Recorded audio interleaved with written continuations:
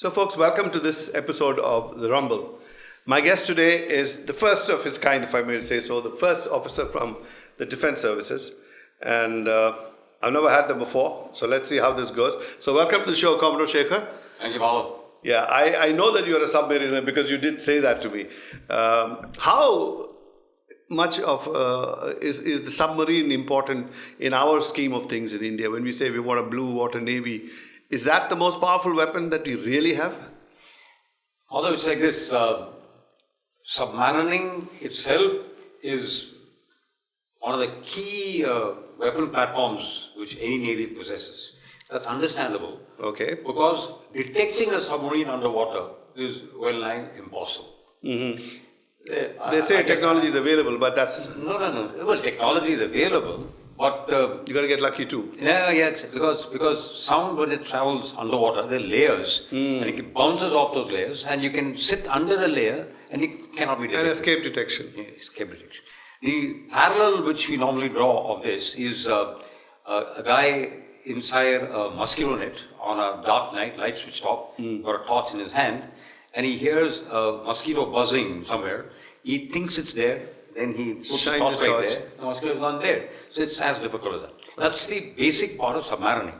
But that apart, when we talk in terms of the nuclear triad, you can have your nuclear weapons on board airborne platforms. Yes. Can be detected. On ground. Land platforms on ground, still detected. But if you want them on board a submarine, they are well nigh undetectable. So that's the importance of submarines. Okay. In warfare in general.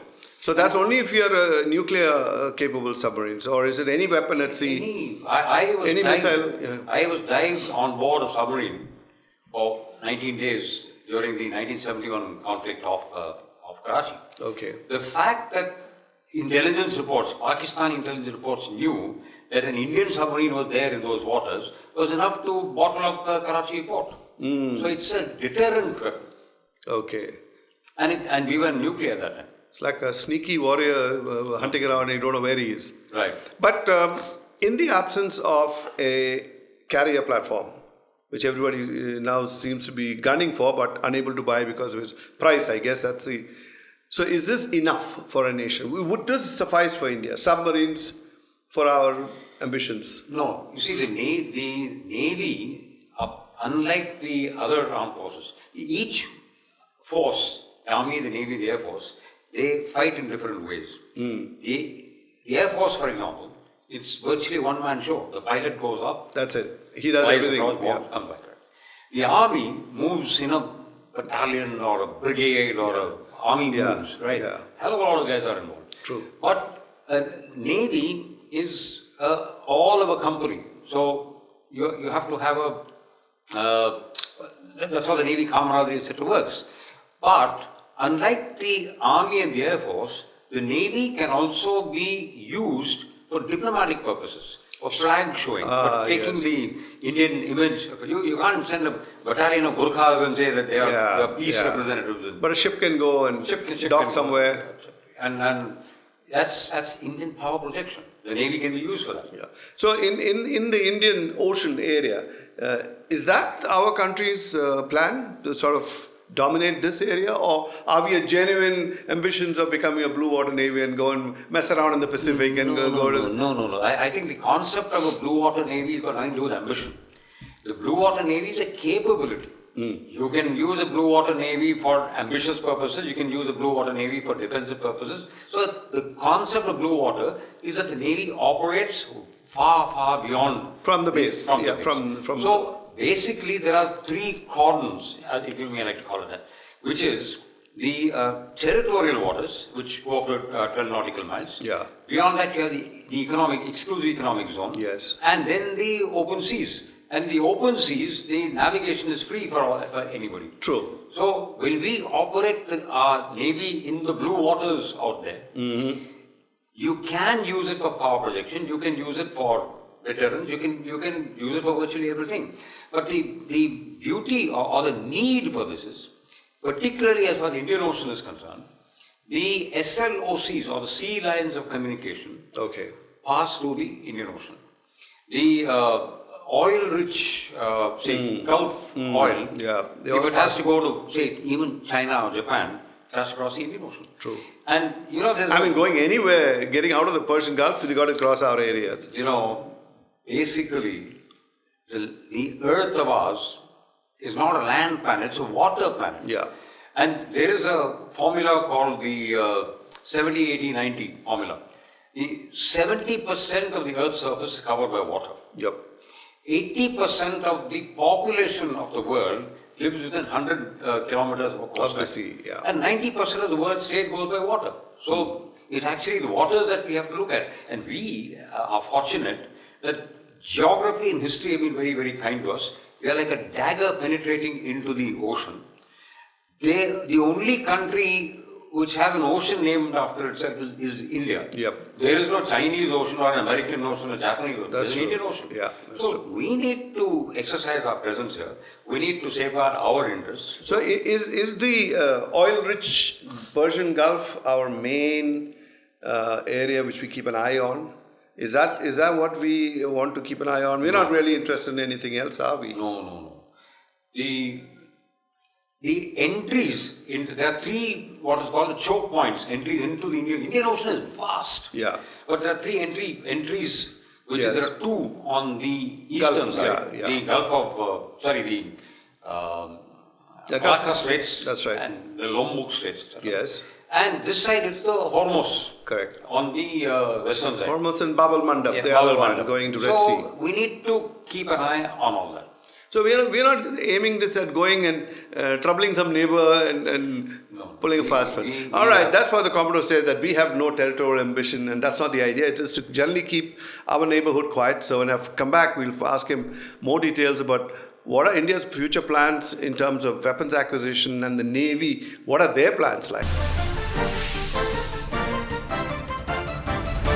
So there are hardly anybody in this country who's not aware of what the Navy is up to. In the sense, our newspapers are all over the place. They report things, I don't know if they're accurate, not accurate, but I guess in a sort of way they know what they're reporting about. So we always hear about the submarine stories about how we are getting more and more subs, and then now the Arihant, which is supposed to be a nuclear powered. So when they say nuclear powered, is that only for propulsion, or are we talking about nuclear weapon carrying? No, there are two distinct varieties. One is the SSN and one is the SSBN. Okay. So, as you very rightly said, one is the propulsion aspect. A submarine, a conventional submarine, is powered by electrical motors underwater, which in turn derive their energy source from batteries. Okay. Now, these batteries, obviously, they discharge as the motor. Yeah, mobile phone goes dead, so... Right. So, you have to charge the batteries, for which you use the same generating set. The motor and the generator, they are two-in-one electrical machines. Yes. You come up to periscope depth, take air from the atmosphere. So the diesel is running again. And then you start running the diesel underwater, charge the batteries and dive again. So indefinitely you can stay there. Okay. So that's propulsion, and that is conventional propulsion, which is diesel-electric propulsion. Yeah. But that's the bulk of submarines in the world are diesel-electric? In fact, major navies today are almost all nuclear. Nuclear, okay. But we are still conventional. So what are the reasons one goes for a nuclear? Is it a longer range? Absolutely. No refueling and all those kind of angles? Longer range, depths, because of the very fact that the hulls are constructed in a particular manner with that type of steel. So you dive deeper. You dive deeper, you stay, and your endurance is more, your ranges are more. And there, the nuclear boats are those where the propulsion is through a nuclear reactor. You don't have batteries, you don't have but nuclear SSBN, that is submarines, you can be a nuclear submarine, but you need not have nuclear weapons on board. That means weapons with nuclear warheads need not be there. When you have a nuclear submarine equipped with nuclear warheads, then you have an SSBN, which is the most potent weapon. So is that the pinnacle of technology, marrying a submarine with a nuclear weapon, or is it just getting that darn thing to sail underwater? That itself is a huge achievement, and weaponization is incidental. No. See, you let's look at Madras, right? Chennai, where supposed to be Detroit of India, and every man and his uncle is manufacturing cars over here. Yeah. So manufacturing cars is one thing. Now you get to manufacturing ships, manufacturing, say, merchant ships. From there you get on to manufacturing warships. Okay. And from there you graduate into manufacturing submarines. It's quite a different thing. Okay. Because the pressures underwater are quite different. Huge. Yeah, that's true. And so the technology has to be different. Even the welding has to be different when you weld a pressure hull. The material has to be different.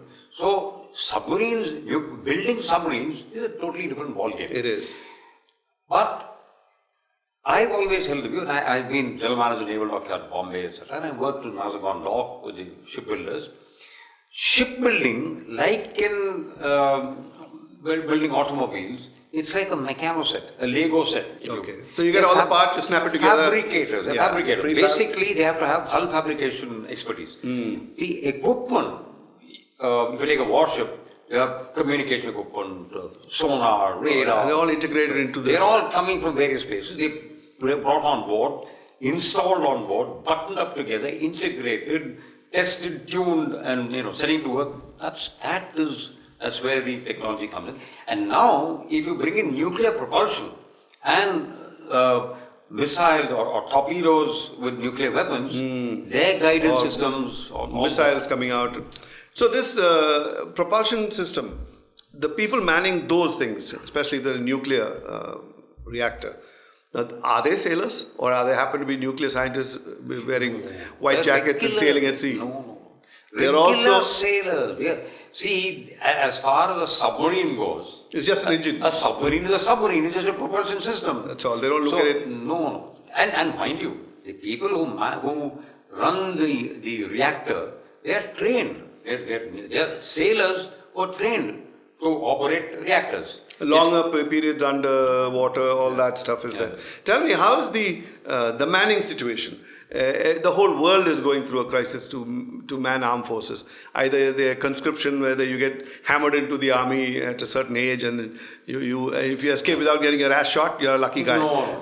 Fortunately, in the armed forces in India, they're all purely voluntary. And submarine service is voluntary amongst voluntary. You have to volunteer to be a submariner. All right. And we tend to claim that we are the cream of the cream. Okay. It's a difficult life on board a submarine, and you have to be a half-wit actually. And it is genuine voluntary, not like the army which says, I want 3 volunteers, you, and step forward. No. It is actually you got to go there. Only voluntary. Okay. And only people who have a certain kind of... And there's a never-ending stream of people waiting out to go on there, or is it getting tough? Regrettably, it is not so. It's not so. But this is something that's not unique to us. Every navy in the world must be facing... No, therefore it's not only for submarines. It is for joining the armed forces. No, why will... This is something in which the nation needs to ponder upon, right? Any other country, any other self-respecting country in the world, the armed forces is considered a honored profession. It's an honor to wear uniform defend for the your Navy. Country. Right. Okay, guys, just hang in to what the Commodore is saying. He's got something nasty to say about, what's happening in our country. He talks about people ought to be honored to join the army, but obviously it's not. So we'll find out why it's so. So I was strangely intrigued by what you said, that there is a problem. People are not joining, or they don't think it's a honorable job. Is it the lure of IT, quick money, sit at home? That's one aspect. I passed out of the National Defence Academy, Kharatpasla, 50 years ago. And the situation then was different. You joined the army because you thought, or the armed forces, you thought that was the patriotic thing to do. Yes.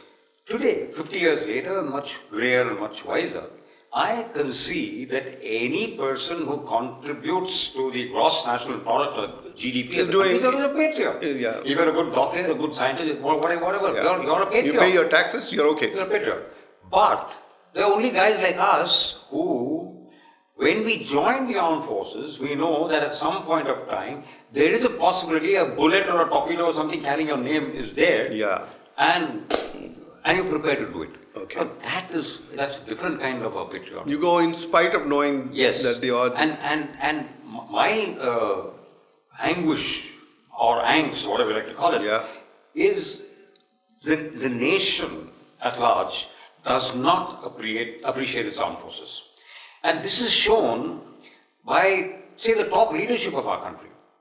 If you take the UK, Prince... All of them enter the. Everybody, Duke of Edinburgh, Prince Charles, his sons, everybody go through the armed forces and they don't sit pushing files. They're out there in Afghanistan, they're there on the Falklands operation, etc. Similarly, the American presidents, right? Kennedy, PT, whatever it is, everybody is served in the armed forces. True. And if you take Russia, I've spent a lot of time in Russia. Lots of people are there, and they, apart from that, the common people think that the armed forces are something which we need to salute. Do you know, in Russia, when young couples get married, the first thing they go to is go and place a wreath on the tomb of the unknown soldier. Or say, it happens in Moscow, it happens in Vladivostok, it happens anywhere.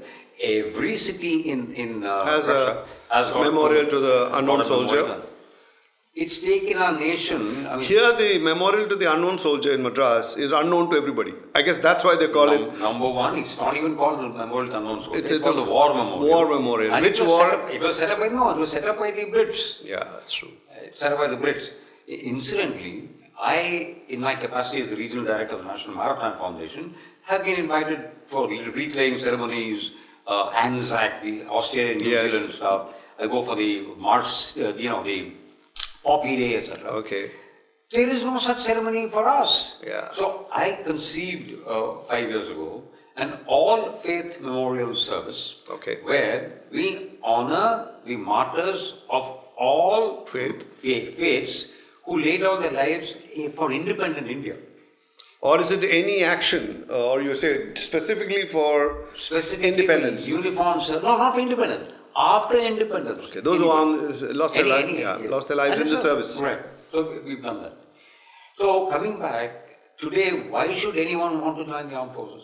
The pay is not very attractive. Why should anyone want to go to Siachen, the glacier, or up there, or underwater? So do you think that we need to think about it right now and build robots to go and fight the Pakis and then the Chinese? And don't look to our Indian, just have machines going and doing it? No, that's far. Will it happen? Sci-fi. That won't happen. Is it worth pursuing? No, because at the end of the day, you fight a war to take territory. If you have to... No, but except India. India has never gone in for territorial... True. So, but then we have to protect our territory. Yeah, that's about... So, it's about... I never thought about it, but I don't think robots... But don't you think the wars will eventually end there? That we'll all have robots knocking each other out? No, even today, the warfare has become highly technology-oriented. Yes. Yes. The Gulf War was actually back over the horizon warfare. And drones are being fired sitting in the United States. So there's nobody on the battlefield itself. It's already started. That's happening. Maybe the things will happen like that in the Navy, because the Navy really needs that. Why today, in fact, just last week, I got a mail, unmanned battleships, like drones, the battleships are unmanned, that will happen. Battleship automatically indicates something really large. You're just talking about small craft, or... I'm talking medium-sized craft. Yeah, and go entirely unmanned. I suppose... No, I want to come back to that point which you made about are we having a problem with manpower? Yeah. The answer is yes. And the answer is yes, not only at the below officer rank. Okay. But at the officer rank, mid-level officer rank, which is where the shortages happen there. You're commanding troops, you're commanding battalions and what have you, and ships. That's where the shortages are. And when you have shortages there, a couple of things happen. You have one guy doing 5 jobs. It's true. And if you do that, then obviously you're under battle stress, you're under all that things happen. So quickly, if I were to ask you, you have 3 wishes. And what would you like to do to make sure it doesn't happen, that we actually get more people in? Is there a way out? Have you thought about it? Yes, I feel that we must inculcate the spirit of patriotism and the the glory of serving the armed forces. So there'll be more interaction between civilians and should be there. and soldiers and the armed the forces. NCC, the National Cadet Corps. Just be a wonderful thing. The National Cadet Corps is one of the finest things we conceive. Yes. But look at the kind of what shall I say? The interactions which take place there are not as effective as they should be. The NCC can be a much more powerful. And I think medium. Indian cinema also makes a complete mess of it, making every armed forces officer look like a complete idiot with all kinds of funny insignia on them and scrambled eggs on the beak, backwards, forwards, red bars, black bars, stars, stripes. I don't know what they do. That's something. I mean, that's a very powerful weapon, cinema.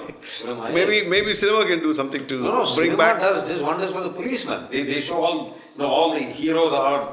Yeah. Virile, macho police. But they always arrive late. And they get away with the prettiest women and all that. But that doesn't happen with the armed forces. For the armed forces, yeah.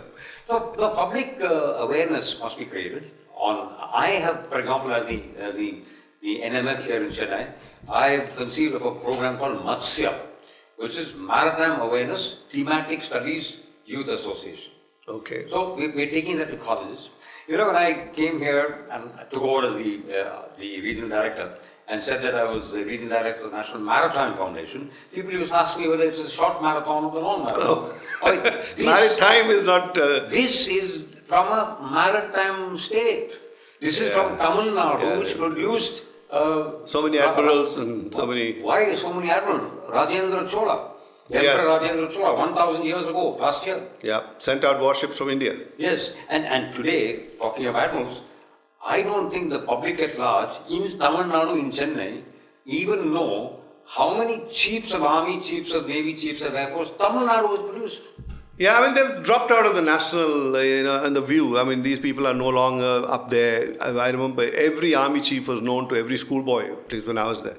But now they are known. But anyway, we can sit and chew the cud on this for a long, long time. Thanks, Commodore, for coming. It was lovely to you. Thank you for having me. Catch you again another day. We talk a little more on defense matters. This is, as you said, the first time. Yes. Plenty more to talk about. Yeah, and you guys out there watching this, if there's something you want to ask the Commodore, naval specific, first of all, and after that, whatever you like to ask, send it in. We'll get some answers for you.